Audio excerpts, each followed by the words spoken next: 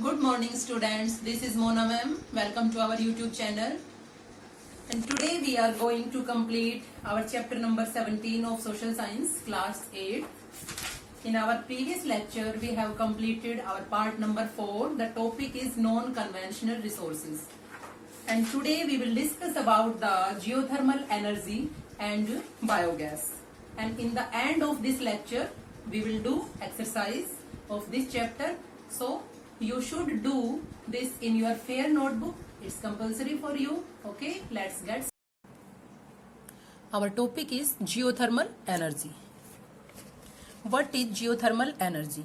Look students, this is the earth and as we go down means हम जब अर्थ में नीचे की तरफ जाते हैं तो टेम्परेचर वुड इंक्रीज. ओके, जैसे हम अर्थ में नीचे की तरफ जाते हैं, अर्थ क्रस्ट के नीचे की तरफ मीन्स उसको डग करते हैं, तो उसमें क्या है कि टेम्परेचर जो है इंक्रीज होता जाता है. तो हम बात कर रहे हैं जियोथर्मल एनर्जी की. Okay, then what is geothermal energy? Geo plus thermal. Geo means earth and thermal means heat. Okay, earth की हीट. तो सिंपली जियोथर्मल एनर्जी जो है कहाँ से प्रोड्यूस होती है, कहाँ से हम उसको ऑब्टेन कर सकते हैं? अर्थ हीट से. तो electricity produced by the heat from the interior of the earth is called geothermal energy. Means heat energy obtained from the earth.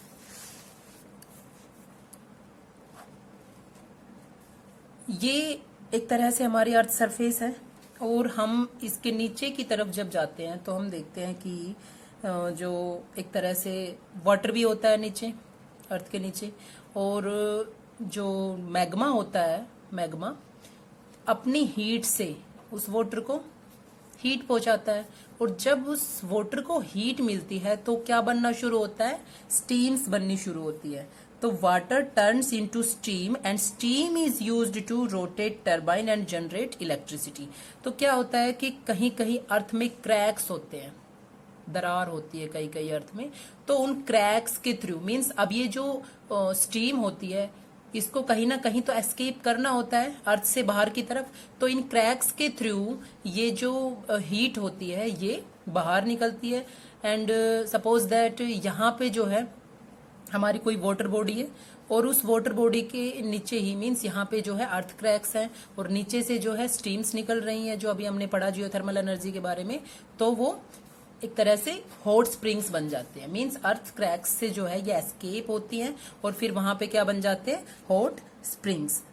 Then temperature would increases when you move inside the earth and water turns into the steam and steam is used to rotate turbine and generate electricity. means उस steam को turbine rotate करने में use किया जाता है और वो electricity generate करता है. ओके, तो हमें पता चल गया है कि नीचे से जो कन्वेक्शनल करंट्स होते हैं मैग्मा के through that converted into the stems. Okay, तो ये होती है जियोथर्मल एनर्जी. स्टीम्स बनने के बाद क्रैक्स में से हॉट स्प्रिंग्स के रूप में बाहर निकलती है.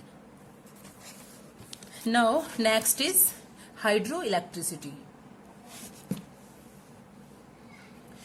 इन our previous lecture we have discussed about this. So you know very well what is hydroelectricity. And next is biogas. What is biogas?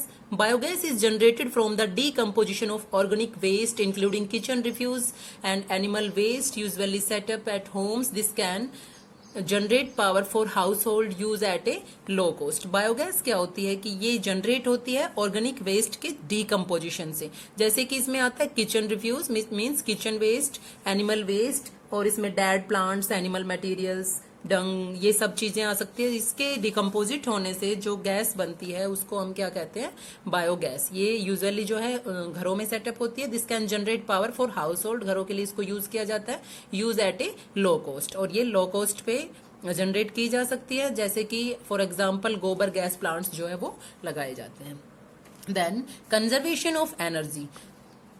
We have learned that conventional sources of energy take millions of years to regenerate. हमने अपने chapter में पढ़ा कि जो conventional sources है energy के, उनको बहुत लाखों साल लग जाते हैं रीजनरेट होने में। Thus there is a need to shift to non conventional sources of power. तो हमें जरूरत है शिफ्ट होने की नॉन कन्वेंशनल रिसोर्सेज की तरफ, नॉन कन्वेंशनल सोर्सेज की तरफ। The practice of 3 series, reuse, recycle and reduce. Okay, ये 3 सीरीज हमें याद रखनी है कि इसमें हमें reuse, recycle and reduce should be promoted to conserve energy, ताकि हम एनर्जी को कंजर्व कर सके।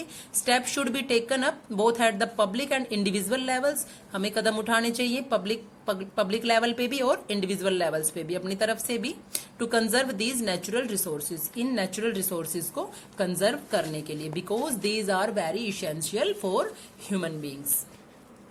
Now we will start exercise of this chapter. Fill in the blanks. First, which are naturally occurring substances which have definite properties and which can be used for generating energy? That are minerals. Which minerals include coal and petroleum which are formed from living things? Organic minerals होते हैं जो कोल और petroleum के इनमें include होता है, और ये किससे फॉर्म होते हैं? लिविंग थिंग्स से। ओके, नेक्स्ट है inorganic minerals are derived from non living things. हम चैप्टर में इन दोनों मिनरल्स के बारे में जो है मिनरल्स टाइप्स जब हमने पढ़े थे तो पढ़ चुके हैं कि ऑर्गेनिक और इनऑर्गेनिक मिनरल्स कौन से होते हैं। जो लिविंग थिंग्स से फॉर्म होते हैं वो ऑर्गेनिक मिनरल्स, और नॉन लिविंग थिंग्स से जो मिनरल्स हैं वो इनऑर्गेनिक।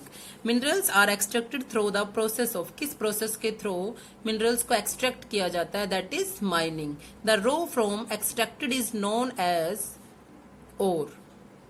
जो रो मटेरियल होता है जिसको हम एक्सट्रैक्ट करते हैं एज इट इज फॉर्म में, तो उसको हम कहते हैं ओर। जैसे कि आयरन, तो iron ore. Okay, and only those ores which have high minerals content are mine. There are 2 types of power resources. कौन कौन से 2 टाइप्स हैं? Conventional and non conventional resources, which is generated from the decomposition of organic waste including kitchen refuse and animal waste, that is biogas. Now write true or false.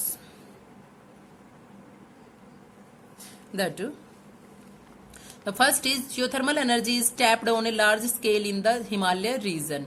It's true. The coal reserves in India are found in the Damodar Valley region. ये हम coal reserves के जो है पढ़ चुके हैं already कि ये कहाँ फाउंड होती है इंडिया में, तो Damodar valley region. So this is true.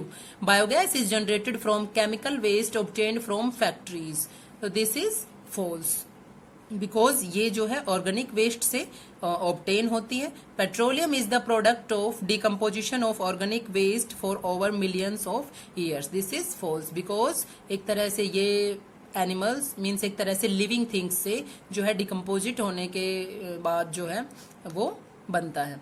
Next है minerals are naturally occurring substances that are extracted by humans for their use, this is true. Okay, and tomorrow we will do our short questions of this chapter, and this chapter is complete today. Okay, thank you.